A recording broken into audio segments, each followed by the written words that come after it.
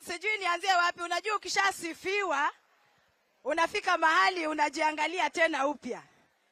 Niwasalimie Kikwenu, mwasindaje. Nimesema vizuri? Kule Busia tunasema Mulembe. Mnajua hiyo pia? Haya, hiyo inaenda, wacha iende, kelele nayo ni kidogo tu itaisha. Majina zangu kamili naitwa Catherine Omanyo. Mzaliwa wa kule Busia, boda ya Uganda na Kenya. Na mimi sasa ni katibu mkuu wa chama cha ODM. Na sitingishwi, nimesikia nimeambiwa sijasoma. Wamama mliokaa hapa niwaulize swali.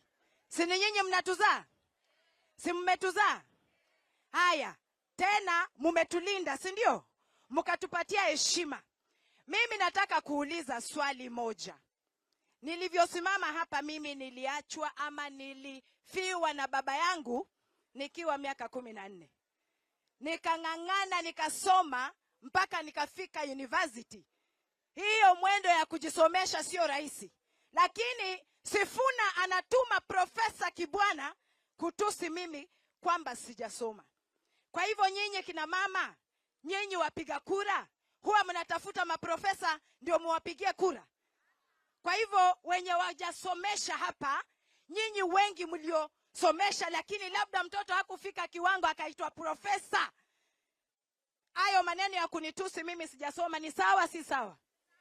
Sio sawa, lakini tunamsamea. Kidogo amemtuma rafiki yake mwingine kuniita chokora. Mimi mkiniangalia hivi nakaa chokora? Na hata nikikaa chokora nimepata nyumbani. Na nyumbani ni boma linaitwa ODM. Na sitauza chama.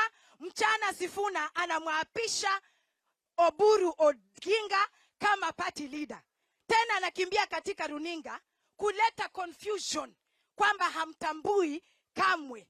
Hiyo ni vyema kweli? Ni ungwana? Kwa sababu huwezi chukua Biblia uapishe mtu alafu unarudi kusema haumtambui. Alikuwa anampeleka baba Raila Amolo Odinga State House.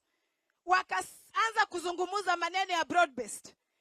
Anarudi mchana anasema hatambui hajui. Kazi ya katibu mkuu ni kuwakilisha, kusemeza. My work is easy because I use ClickUp. Here's how I keep track of all my tasks. I start by brain dumping everything I need to get done. Ameanza matusi na kiburi. Ni ndugu yangu na mheshimu, lakini asiponiheshimu, hiyo heshima pia atakosewa na mtu mwingine. Mbarikiwe sana.